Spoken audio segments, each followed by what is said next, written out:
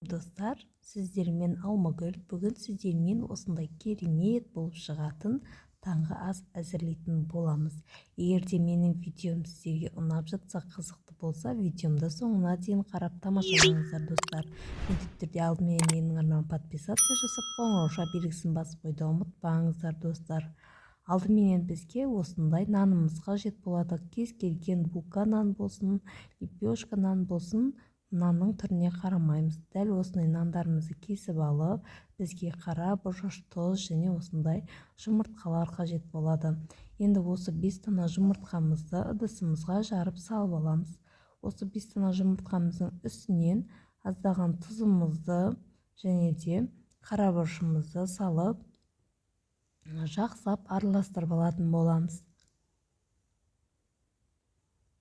Қара бұрышымызды салып, керемет таңғы асқа жасап берсеңіздер өте керемет болып шығады. Міндетті түрде жасап көріңіздер. Мүмкін жасап та жүретін шығарсыздар. Кішкентай кезімізде анашым көп жасап беретін бізге. Сол рецепті сіздермен де бөлісейін деп шештім. Осылайша барлығын шанышқының көмегімен осылай араластырып алып, енді осы туралған нандарымызды осы жұмыртқалы массамызға аунатып алатын боламыз. Және табамызды аздаған май құйып, қыздыртуға қойып қоятын боламыз. Майды аса қатты көп құймайсыздар достар. Міне достар, біздің массамыз дайын болды. Енді осы массамызға жақсы тағы да бір араластырып, нанымызды осылай жұмыртқалы массамызға жақсылап аунатып алатын боламыз. Осылай аунатып алса, мына қара болып тұрған не десеңіздер, бұл қара бұрыштарымыз.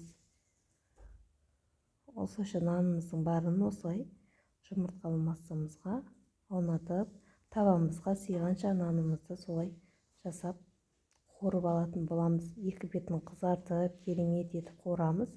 Жұмыртқаның құры өзін қуырғанша, одан да осылайша жасап, әрі тойымды, әрі таңғы асқа өте керемет болады достар. Міндетті түрде балаларыңызға, отбасыларыңызға жасап беріңіздер. Міне осылайша бір жағы қызарғаннан соң екінші бетіне аударып алатын боламыз. Кез келген нанның түрі болады. Булка нанмен де өте керемет болады. Солай жасап берсеңіздер болады. Осылайша екі бетін қызартып пісіресіздер. Менің инста парақшама да тіркеліп қойыңыздар. Видеоның беткі қабатында тұр. Міндетті түрде тіркеліп алыңыздар. Дәл осылай тиктокқа жазсаңыздар, тикток парақшамда, инста парақшамда жеңіл осылай үйде жасалатын рецепттермен бөлісетін боламын. Және алдымен осы YouTube каналыма барлық рецепттерімді салатын боламын. Міндетті түрде тіркеліп алыңыздар. Міне достар, біздің таңғы асқа жасалатын завтрак осылай дайын болды. Міндетті түрде жасап көріңіздер. Егер де менің видеом сіздерге ұнаған болса, лайк басып, комментарий жазып, және алдымен менің каналыма подписация жасап, қоңырау белгісін басып қойыңыздар. Сіздермен бірге болған Алмагүл.